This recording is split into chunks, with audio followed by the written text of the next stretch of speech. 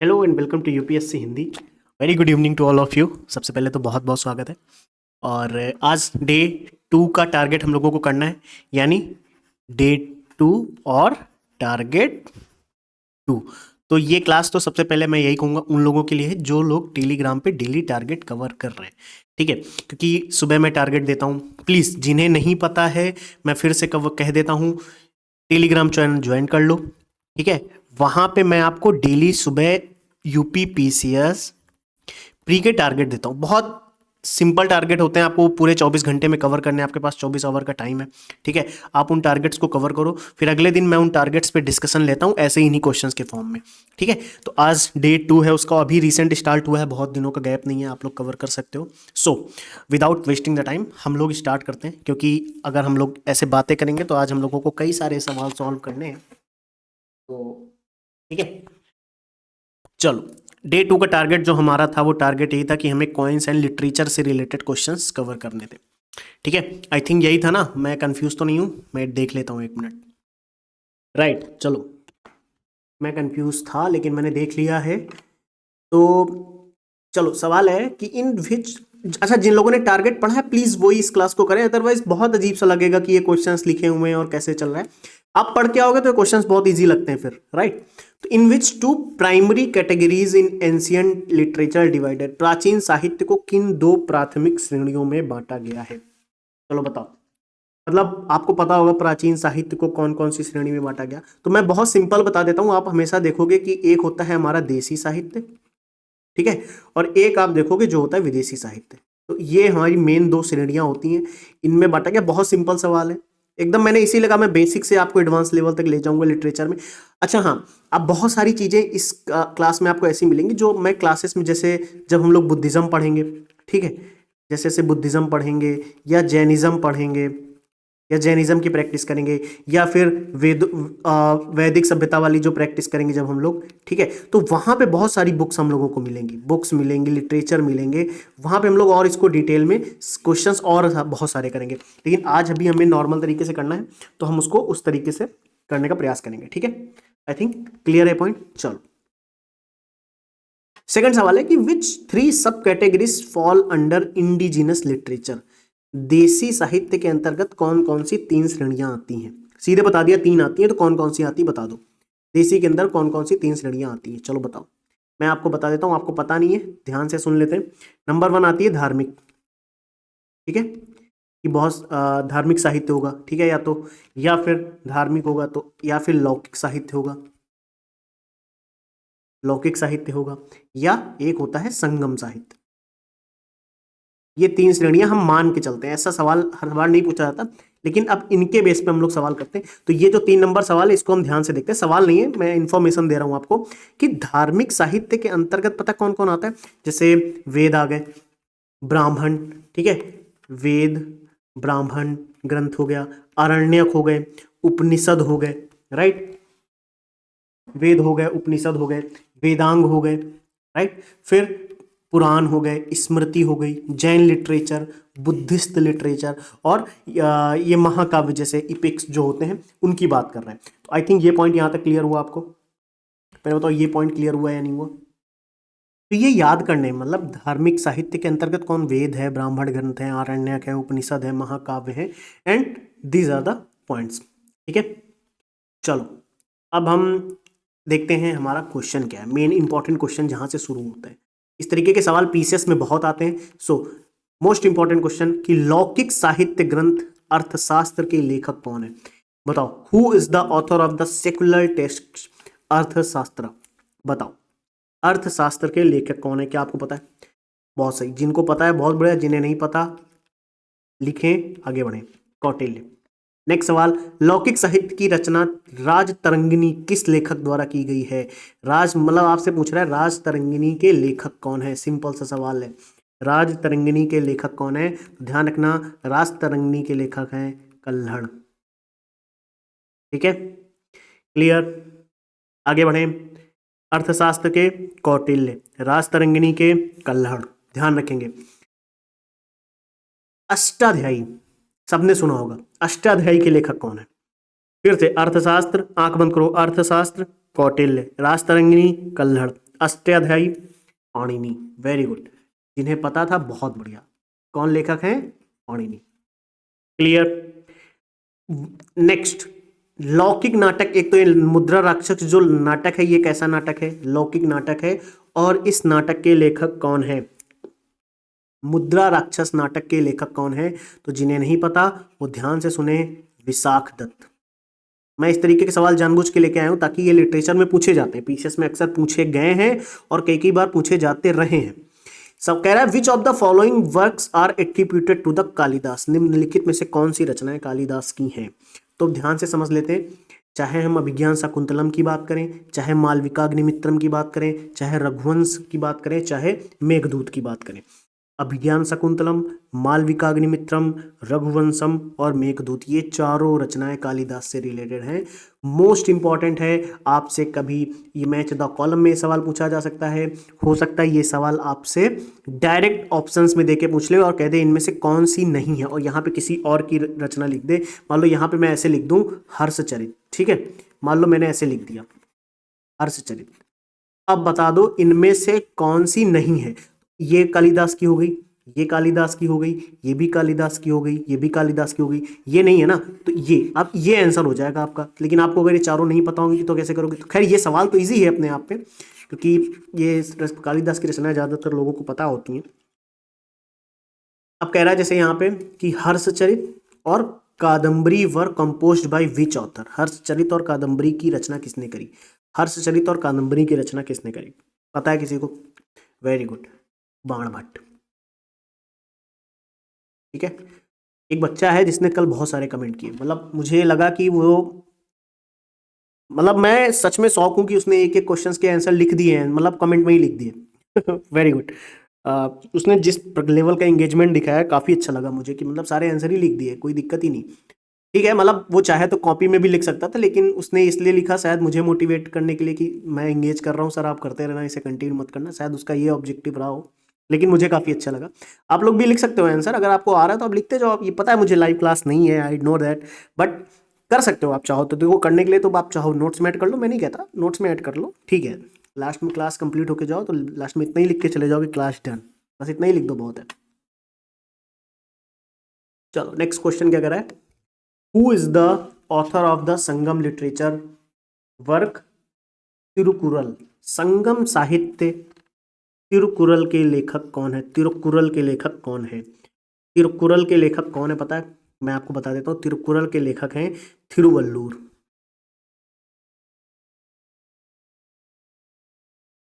Tiruvallur. Clear? क्या point clear हुआ? याद रखोगे, प्लीज याद रखना, बहुत बार सवाल पूछे जाते हैं सब।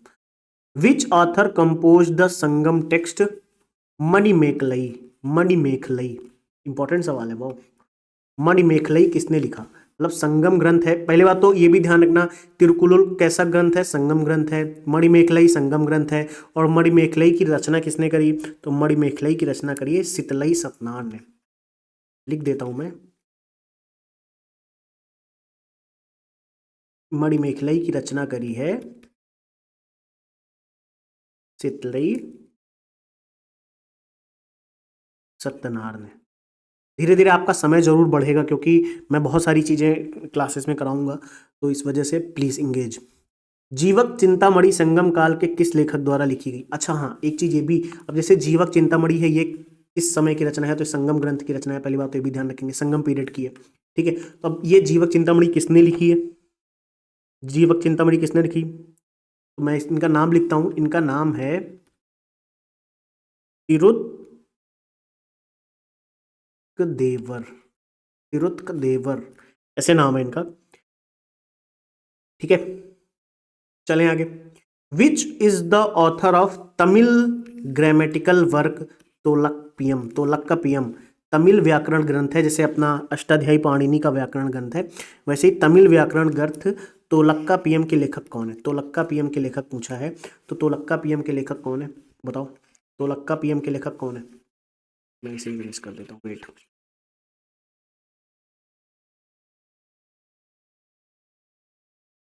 अगर आप लोगों ने सोर्सेज पढ़े होंगे ना, तो सोर्सेज में ये सारी चीज़ें आती हैं, अक्सर बच्चे लोग पढ़ते हैं। बताओ तोलक्कापियम के लेखक कौन है? मैं बता देता हूँ।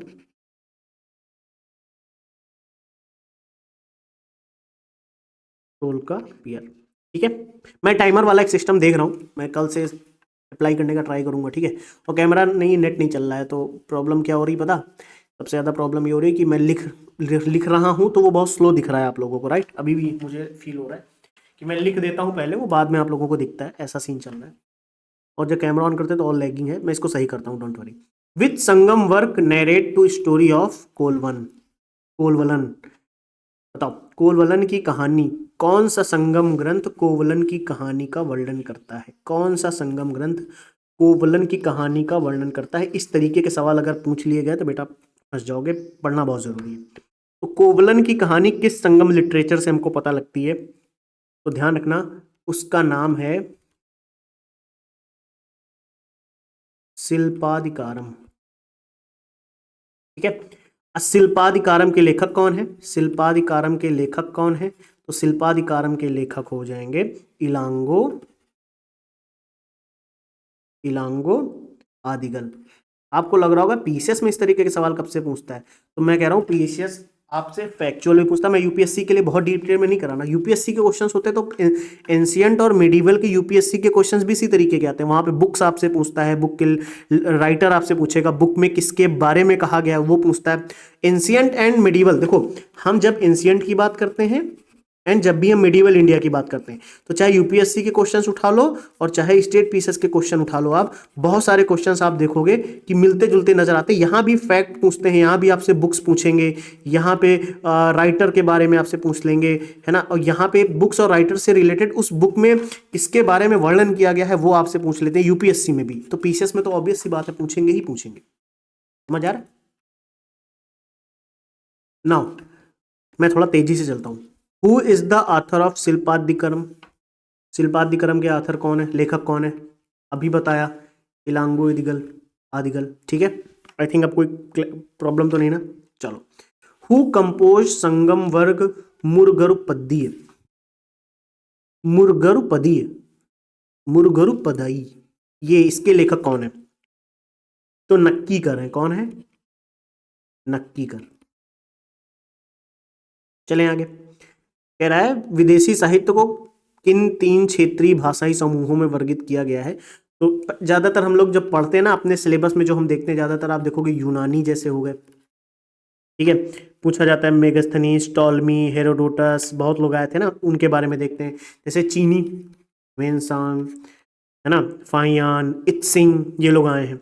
अरबी की बात करते हैं, एक होते हैं, ठीक है। तो अरबी में जैसे अल मसूदी, अल बरूनी, इब्न बतूता, बहुत सारे लोग आए। सेम तो वही चीज़, जैसे ग्रीक ऑथर में आप देखते हो, इसके बारे में पढ़ते हो आप, मेगस्थनीज के बारे में पढ़ते हो, और टोटलमी के बारे में पढ़ते हो, हेरोडोटस के बारे में पढ़ते हो, ठीक है। टोटलमी मैंने टॉलमी बोलते हैं इनको, पी साइलेंट होता है, सॉरी, है ना। इसमें नियार्कस के बारे में आप पढ़ते हो। अरबिक में आप देखते हो अल मसूदी हो गए, इब्न बतूता हो गए, राइट, इनके बारे में हम पढ़ते हैं। तो ये इसलिए मैंने आपको बताया ताकि इनके नाम याद रहें, क्योंकि इनके बारे में हम आगे पढ़ेंगे। जब आप एंशिएंट इंडिया में मैं आपको टारगेट्स दूंगा तो इनके बारे में मिलती हैं चीज़ें पढ़ने के लिए, इसलिए ये इंपॉर्टेंट है कहीं ना कहीं अपने लिए, ठीक है। चलो नेक्स्ट हमारा क्वेश्चन क्या कह रहा है, एक सेकंड रुकना, एक सेकंड। देखो, कह रहा है कौटिल्य अर्थशास्त्र primarily provides information on which subject? Kautilya का अर्थशास्त्र मुख्य रूप से किस विषय के बारे में जानकारी देता है? बताओ, जो कौटिल्य का अर्थशास्त्र है हमें किसके बारे में जानकारी देता है? तो मैं आपसे क्लियर करता हूँ, ये हमें जानकारी देता है मौर्यकालीन पॉलिटिक्स के बारे में, राजनीति के बारे में। यहाँ पे ऐसे ये एक लाइन पूछी जा सकती है, मौर्यकालीन राजनीति, ठीक है। तो पूछा जा सकता है कि मौर्यकालीन राजनीति हमें किस विषय के, मौर्यकालीन राजनीति के बारे में हमें किस बुक से पता चलता है, किस पुस्तक से हमें इसके बारे में जानकारी मिलती है? तो कौटिल्य के अर्थशास्त्र। 2 सवाल हैं, एक तो अर्थ किसने लिखा, कौटिल्य ने लिखा, क्या लिखा, अर्थशास्त्र किसके बारे में जानकारी मिलती है, मौर्यकालीन। देख रहे हो, which work is described as a commentary on Arthashastra? Arthashastra पर टीका, अर्थशास्त्र पर टीका, देखो, कमेंट्री ऑन अर्थशास्त्र, अर्थशास्त्र पर टीका किसे कहा जाता है? अर्थशास्त्र पर टीका किसको कहा जाता है? तो जो मुद्रा राक्षस है ना, मुद्रा राक्षस, इसे अर्थशास्त्र पर टीका कहा जाता है। और ये किसकी रचना है पता है आपको, बताया है मैंने, विशाखदत्त की, क्लियर। अर्थशास्त्र पर टीका किसको कहा जाता है? मुद्रा राक्षस को अर्थशास्त्र पर टीका कहा जाता है। और मुद्रा राक्षस किसकी रचना है?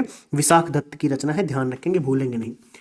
कौन सा ग्रंथ कश्मीर राजवंश के बारे में हमें जानकारी देता है? बहुत इंपॉर्टेंट सवाल। कश्मीर डायनेस्टी के बारे में हमें किस ग्रंथ से जानकारी मिलती है? ध्यान रखना, कश्मीर जो डायनेस्टी है, हमें उसके बारे में जो जानकारी मिलती है वो मिलती है राजतरंगिणी से। ठीक है, राजतरंगिणी से इसके बारे में जानकारी मिलती है। और राजतरंगिणी के लेखक कौन है? कल्हड़। ठीक है, राजतरंगिणी के लेखक कौन है? कल्हड़। आई थिंक क्लियर हुआ है पॉइंट। मैं आगे बढ़ूं, चलो। पतंजलि महाभाष्य, पतंजलिस महाभाष्य यानी पतंजलि का Mahabhashya provides historical insight into which period? Patanjali का महाभाष्य, एक तो पहले ये ध्यान रखना है कि महाभाष्य किसका है? पतंजलि का है। ठीक है, एटलीस्ट अगर हम लोग ये ध्यान रखें तो बहुत सही रहता है। ये कहीं ना कहीं क्वेश्चन ही है हमारे लिए, हम इसे समझते नहीं हैं लेकिन ये क्वेश्चन ही है। तो वही कह रहा है, पतंजलि का महाभाष्य किस काल की ऐतिहासिक अंतर्दृष्टि हमें प्रदान करता है? हिस्टोरिकल इंसाइट्स किसके बारे में देता है? तो हम इसमें बता सकते हैं किस काल के बारे में जानकारी देता है। कुल मिला के यही पूछना चाह रहा है। तो आप यहाँ ध्यान रखना, शुंग काल की जानकारी देता है। किसके बारे में देता है? शुंग काल की जानकारी प्रदान करता है। ठीक है,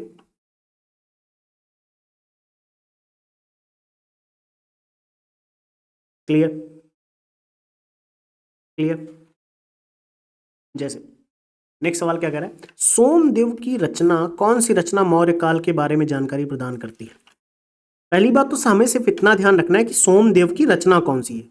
यही अपने आप में एक इंपॉर्टेंट सवाल है। सोमदेव की रचना है कथा सरित सागर। ठीक है, कथा सरित सागर।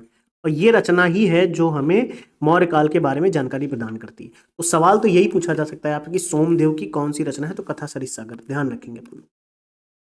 चलें आगे। कह रहा है मौर्य इतिहास के स्रोत बृहद कथा मंजरी के लेखक कौन है?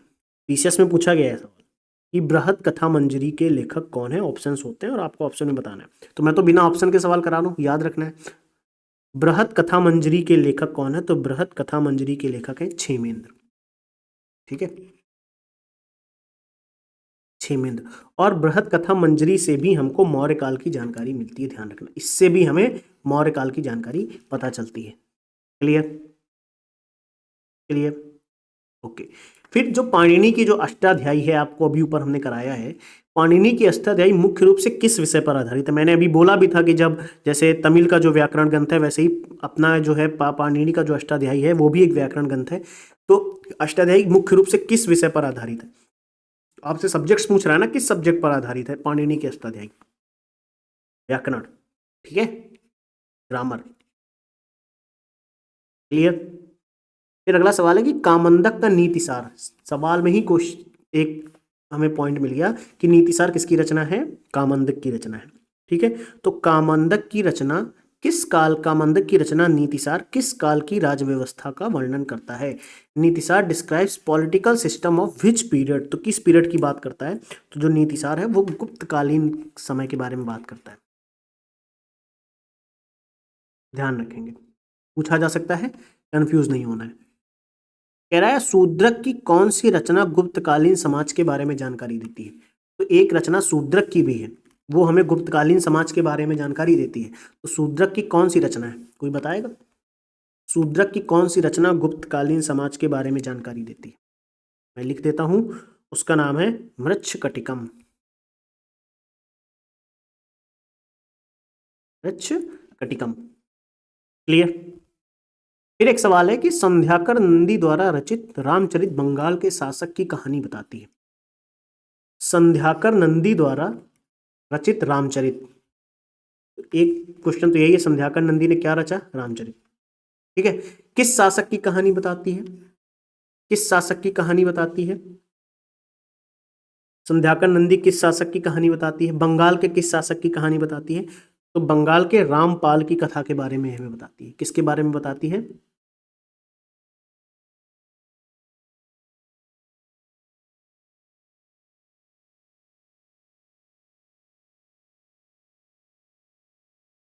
बंगाल के रामपाल की कथा। ठीक है,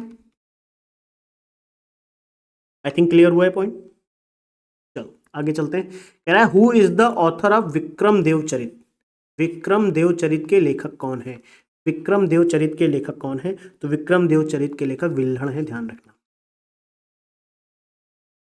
पूछा जा सकता है आपसे, ठीक है। Who is the author of Vartika? आपको पता है, पढ़ा है आपने, नहीं पढ़ा तो अब बताओ। कात्यायन, ठीक है।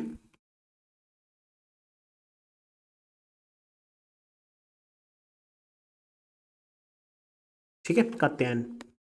एक मिनट ऐसे सही कर देता हूँ, कात्यायन, ठीक।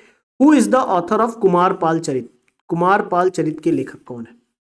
कुमारपाल चरित के लेखक कौन है बताओ? कुमारपाल चरित के लेखक है हेमचंद्र। बहुत सारे सवाल बन सकते हैं बेटा, मैं कराने को तो मैं 100 200 सवाल करा सकता हूँ, लेकिन मैं समय समय पे कराता रहूंगा, बस इन्हें आप रिवाइज करते रहना समय समय पे, ठीक है। Who wrote the historical text Prithviraj Vijay? Prithviraj Vijay, Prithviraj Vijay किसने लिखा? पृथ्वीराज विजय किसने लिखा? ध्यान रखना, पृथ्वीराज विजय लिखा है जयानक ने, ठीक है। चलो, पृथ्वीराज रासो किसने लिखा है? पृथ्वीराज विजय जयानक ने लिखा, तो पृथ्वीराज रासो किसने लिखा है? चंद्रबरदाई ने, वेरी गुड।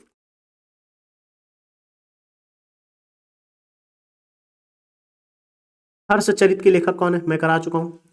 हर्षचरित के लेखक कौन है? मैंने कराया है, वेरी गुड। हर्षचरित के लेखक है बाणभट्ट।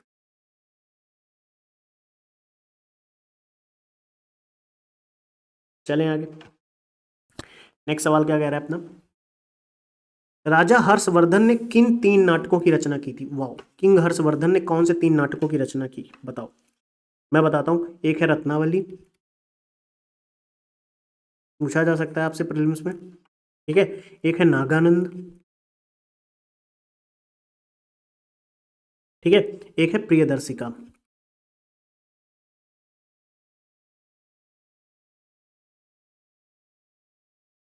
क्लियर? यहां तक के सारे पॉइंट क्लियर हुए? चलो, हम्मीर महाकाव्य की रचना किसने करी? फिर से एक सवाल, हम्मीर महाकाव्य की रचना किसने करी?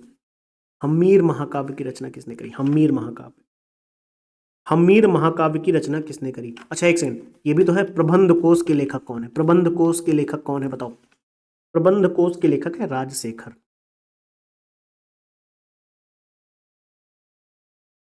ठीक, हम्मीर महाकाव्य की रचना किसने करी? तो हम्मीर महाकाव्य की रचना करी है नयचंद्र सूरी।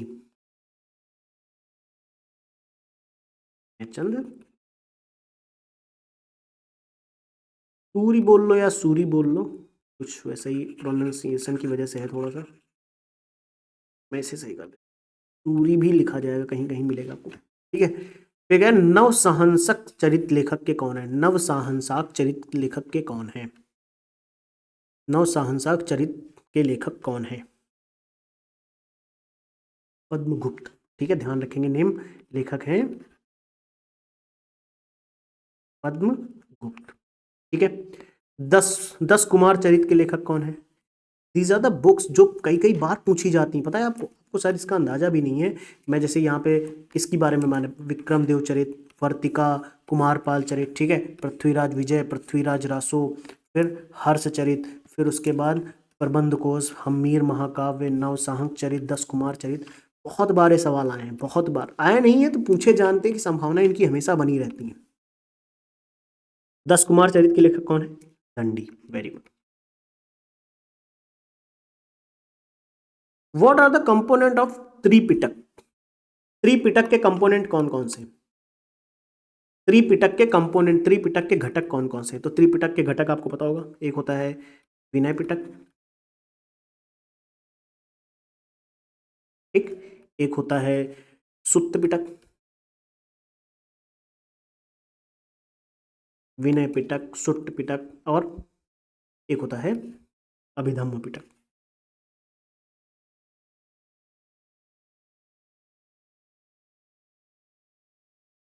ठीक है। चलो, कह रहा है त्रिपिटक के किस भाग में संघ से संबंधित नियम और आचारों की बात की गई है? मतलब त्रिपिटक के कौन सा पिटक है जिसमें संघ संबंधी नियम, रूल्स, रेगुलेशंस के बारे में बात की गई? तो विनय पिटक। कौन सा है? Vinaya Pitaka. Which is the subject matter of Sutta Pitaka. Sutta Pitaka में किस बारे में बात की गई? सिंपल सा सवाल, सुत्त पिटक में किस बारे में बात की गई? मैं आपको बता दूं, सुत्त पिटक में हमें धार्मिक सिद्धांतों के बारे में बात की गई है। इस बारे में बात की गई है,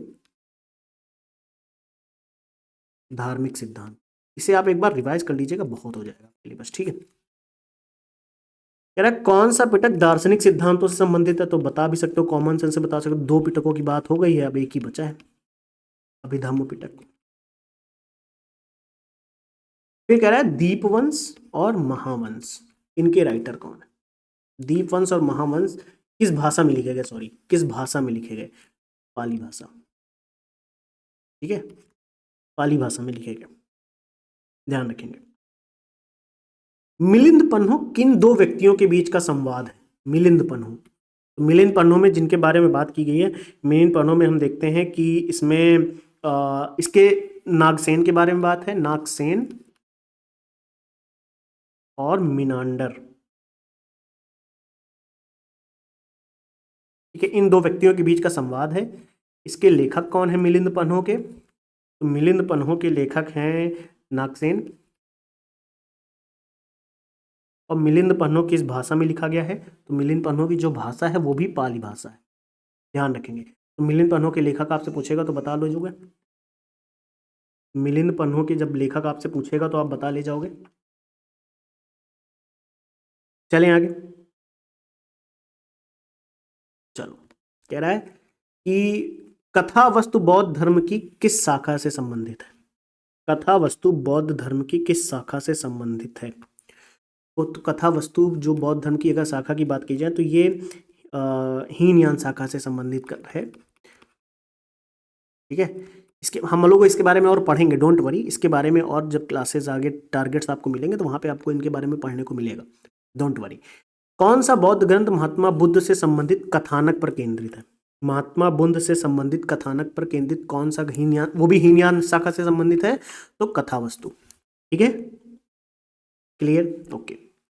कह रहा है किस बौद्ध रचना में बुद्ध को देवता माना गया? बुद्ध को देवता किस रचना में माना गया है? तो उस रचना का नाम है ललित विस्तार, ये रचना है, ठीक है, ये आंसर हो जाएगा ललित विस्तार। और ललित विस्तार बौद्ध धर्म की किस शाखा से संबंधित है? तो ललित वर्ष जो इसकी शाखा की बात की जाएगी तो ये शाखा है महायान,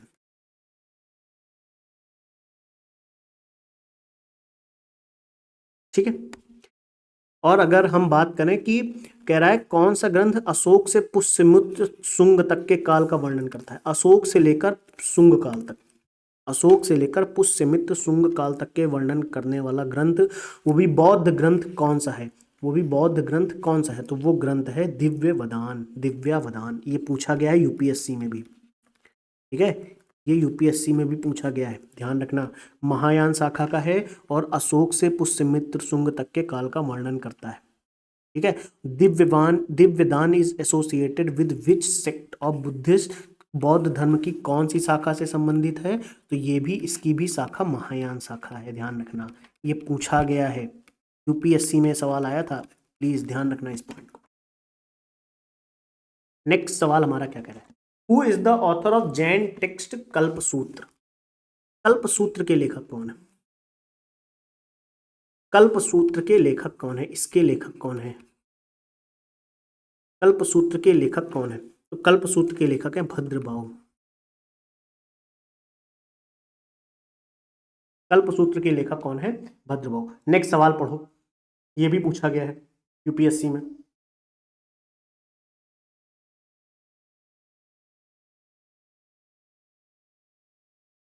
परिशिष्ट पर्वन, ये आया है बेटा, ये पूछा गया है, ठीक है। परिशिष्ट पर्वन के लेखक कौन है? तो परिशिष्ट पर्वन के लेखक हैं हेमचंद्र। कौन है? Hemachandra. Who is the author of प्रवंचार, प्रवचन सार, सॉरी, प्रवचन सार के लेखक कौन है? प्रवचन सार के लेखक कौन है? जैन टेक्स्ट है, ध्यान रखना। एक तो ये कल्पसूत्र, परिशिष्ट पर्वन, प्रवचन, ये पहली बात तो ये सारे जैन टेक्स्ट हैं, ध्यान रखना, these are the Jain text, confuse नहीं होंगे, ये भी, ये सारे जैन टेक्स्ट हैं, ठीक है। तो प्रवचन सार किन की रचना है? कुंद कुंद की है, कुंद कुंद की, फिर कह रहा है हु ऑथर वर्क स्यादवाद मंजरी, ये भी पहली बात तो ध्यान रखना है जैन टेक्स्ट है, ठीक है, ये भी जैन टेक्स्ट है, लिटरेचर है। और इसकी ये लेखक कौन है ये पूछा है कि इसकी रचना किसने करी, तो इसकी रचना करी थी मल्ली सेन ने।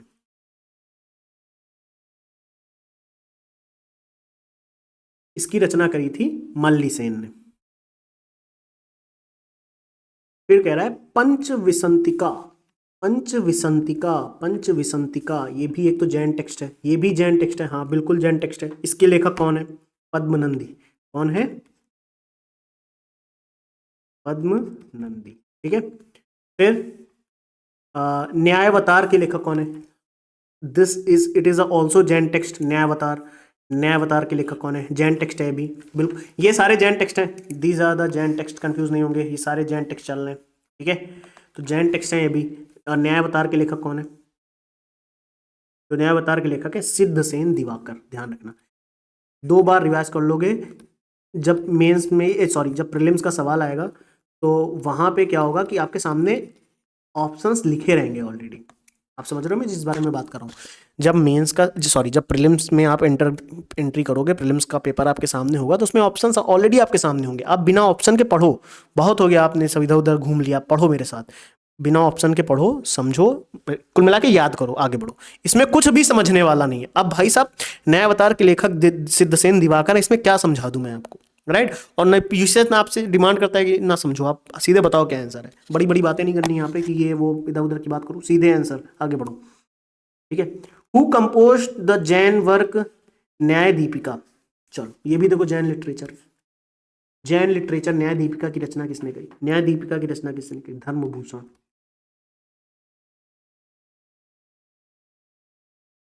ठीक है, धर्मभूषण ने करी, क्लियर। अच्छा ये सवाल कुछ रिपीटेड, सिक्कों के वैज्ञानिक अध्ययन को क्या कहा जाता है, न्यूमिस्मेटिक्स, बताया था मैंने आपको, न्यूमिस्मेटिक्स कहते हैं।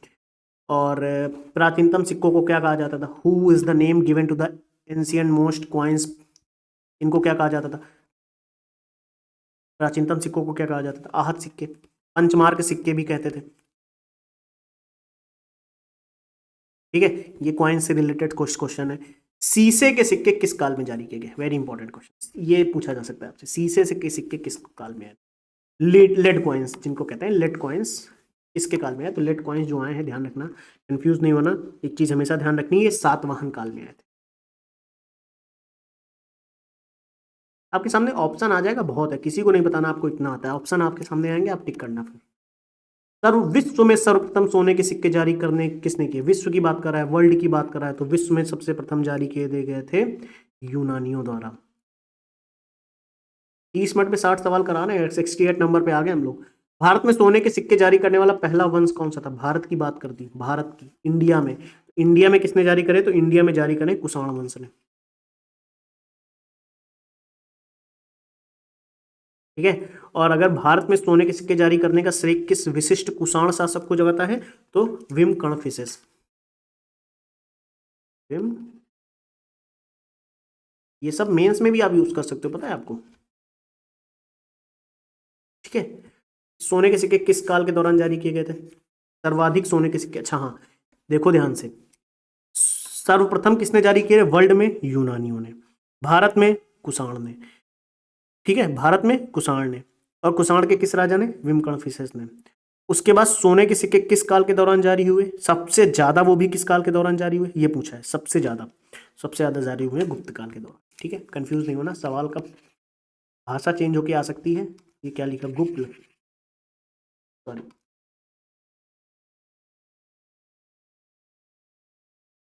ठीक है। चलो थैंक यू, मिलते हैं नेक्स्ट क्लास में। एक चीज ध्यान रखना, कल मिलते हैं, कल थोड़ा डिफरेंट अप्रोच रखेंगे, मैं ट्राई कर रहा हूँ कुछ ना कुछ, तब तक के लिए करते रहो जैसे चल रहा है, ठीक है। Thank you, take care, bye bye.